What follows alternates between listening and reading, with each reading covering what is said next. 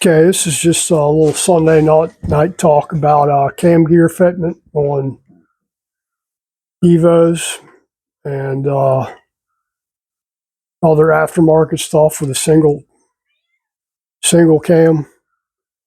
Uh, I don't actually have a cam and a pinion gear here. I don't have a big twin here to be able to tear apart and show it to you. And I doubt that I'd tear one apart just to do a demonstration on it. So what you got on Evos is there's 7 different cam gear sizes, where this gear here is actually different sizes, and 7 different pinion gear sizes. And from Harley color codes them, so it'd be like, red and red, or yellow and yellow, or blue and blue, and so on. Supposedly, but sometimes when you pull them apart, you'll find that you'll have a red gear with a yellow pinion gear, and there's a measurement for those that you can measure them, but not really, because the measurement's almost never perfect. You use 105 pens, which is just a couple of 105 thousandths pens that measure 106. I want to say they're 105s.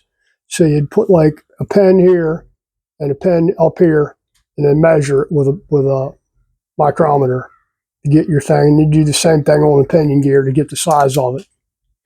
So what happens? A lot of your engine noises are actually related to cam gear lash. Usually they're too loose. So too loose, you get a tick out of it. And I've sold lifters to guys that come in to swear they need new lifters. So they go and blow 200, 400, whatever it is on a set of lifters, and their bike still makes the same noise, because the lifters weren't the problem, rocker arms weren't the problem, push rods weren't the problem. It was the cam gears are too loose. That being said, sometimes with aftermarket cams, when you buy like Andrews or whatever, it'll come with the gear already pressed on there. And what happens with those, sometimes, not all the time, but every once in a while, you get one that's got like a whine and a tick to it, which is basically when you measure it like across this face here, and you get a measurement there, and you measure it over here, and it's tight. So when you're fitting these up, what you want to do is slide the cam in there and stick, I think it's a 1032 bolt in the end of it. Might be 832. It's either 832 or 1032. Long enough that you can actually bolt the cam cover back up and kind of feel the lash by pulling on it. Rotate the motor over slightly, probably like 4 or 5 places, and feel the lash. And it's a feel thing. It's not a measurement thing. I mean, you can, if you can rock the cam back and forth, it's too loose.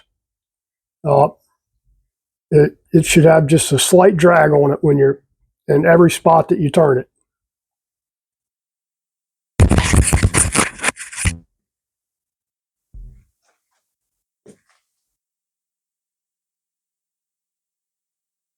So what happens is you get an aftermarket cam, Andrews, Crane, whoever. I can't remember which one was worse. Usually it was the Crane ones that were worse for doing it, where you'd put a cam in there and you'd spin it over, and you never just put it together. You slide the cam in there and you feel the lash on it. And you'd have like you spin the motor over, and you'd have like a really tight spot in one spot. Well, that's in the cam gear itself. So usually what I would do, I'd try and order cams. I think comp cams had them for a while, or you could buy the cams with no gear on them. They were actually a hell of a lot cheaper. And then just take your old gear that was on your stock cam, press it off the cam, and press it onto the new cam. Now on the back of the cam, you'll always see these 2 little spots where the cam presses through. They'll have like little scribe marks, which they used that whoever put the cams together to align it. So you're just going to follow those marks, because you got a cutout on the back of the cam that you can see where it lines up. And when you're pressing it together, you get it started and flip it over and look at it and see if your marks are lining up. But yeah, that's really about it. And then, if you go in there, and even on stock cams where it says they fit, it'd be like red and red or whatever. And bone stock bike is making all kinds of racket out of the cam cover. Sounds like the lifters are collapsed on it, really, at certain RPMs. So you can feel it where somebody screwed up at the factory or whatever. And you go in there, and you're not going to replace the cam gear because they cost a hell of a lot more money than pinion gear. So you get the next size up pinion gear. Just say it's blue and the next one's red or whatever. So you're just going to swap cam gear out or pinion gear and feel it until you get the right fit. Now, that being said, when you replace the bushings, cam bushing or pinion bushing, fits more after you ream them. The fit's more than likely going to be off slightly, so you'll need to recheck the lash. And like I said, lash it's a feel thing. There's no real science. I'm sure there's a science to it, but you can't get it close enough match with the 105 pens or 106 pens, whatever they are. So you're better off feeling it, where you can feel the drag on the cam, and it should have just 2-finger slight drag, and you'll feel it. If you take and you put the next size up pinion gear, and it's really hard to pull, or you spin it over and it's got a really tight spot where you can't even move it, you probably need to go back down one size on the pinion gear. So really, that's about it. And like I said, I wish I could demonstrate it, because I've tried to show guys in the shop how to do this, and some of them just don't really follow. So really, that's about it. Cam gear fitment causes a lot of noise. And I tell you this because I went through this in probably 90, 89, 90, 91, somewhere in there, where I had a guy with a road glide, or actually, tour glide is what they called them back then. Tour glide, the big, ugly, boxy looking fairing that had this engine noise that went through the entire bike.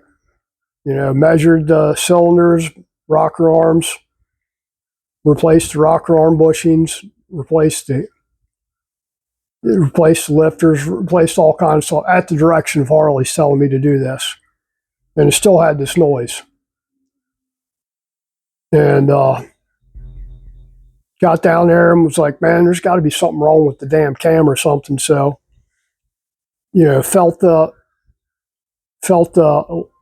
grabbed hold of the cam with the cup on there, and I could turn the cam and move it just a little bit. You could feel a little bit of lash in the cam gear. So took it out, measured it, and didn't know why it was right. Used to keep 7 different pinion gears in stock, so got the next size up pinion gear, put it in there, and it felt almost perfect, and then ended up actually going up 2 sizes on the pinion gear from what Harley had in there. And that was probably the quietest Evo I ever rode. But yeah, cam gear fitment. Now, if you're doing twin cams with the gear drives, they're going to be noisy, because I can tell you right now, S&S gears ain't you got 2 different sizes for those. You got standard and you got oversized. And if they're off, they're off. You're just going to have to live with noise, the clatter really, or ticking. So really, that's about it. Just like I said, it's a feel thing. You're pulling on the cam and you'll feel it. Now, Sportster will do the same thing with the cam gears on that. But if you got aftermarket cams, good luck getting different cam gears to fit. You're kind of pissing in the wind trying to get them things lined up, except for number 2 cam, which you actually can replace the pinion gear on. And the rest of the gears, you're just kind of, they're loose, they're loose. Like I said, that's even more of a pain in the butt, because when you put pinion and cam bushings in there, your best thing to do is use the stock case. But because you use a different, like I've got a different case, or had a different case for an old broken case I have an Evo that I use for doing cam gear bushings, cam bushings and pinion bushings on the timer cover, cam cover. And I had one for a Sportster too, right side case half that had been broken, cracked on a Sportster.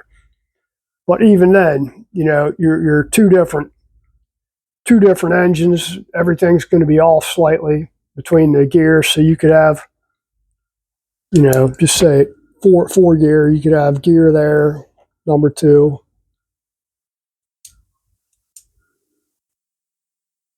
Number 1, number 2, number 3, and number 4. Good drawing, huh? So the only one you're going to be able to change is the pinion gear, which drives number 2, which drives the rest of the cams. So if you got a lot of lash on 3 and 4, between 3 and 4, it ain't going to help any. Now, the way on a Sportster you do it, it's really hard. You take the lifters out and you pretty much have to take a piece of brass or a piece of plastic, works good. Try and move the cam back and forth, make sure you can move them. But, you know, if you can reach it's really hard to get your fingers down through the tappet holes on a Sportster to be able to check it. You know, big twin, tappet blocks come right out. You can fit both hands in there to rock the cam back and forth or see what's going on. So, really, that's about it for this. If you like my drawing, let me know. If you don't like my drawing, let me know. That's all I got. I just thought somebody had emailed and asked me about fitting cam gears on an 80-inch Evo. Now, that applies to S&S or any other Evo style case. And you're going to have different cam gears. You've got the tapered pinion gears for the 89 and earlier. And then you got the straight cut pinion gears for the 90 and up, basically 90 to 99, or 2000 in the case of 90 to 98. And then on the soft tails would be 90 to 99. So really, that's about it. If you like my content, please like, share, subscribe, comment, all that jazz. And it's Sunday night. Hope everybody has a great week. Thank you.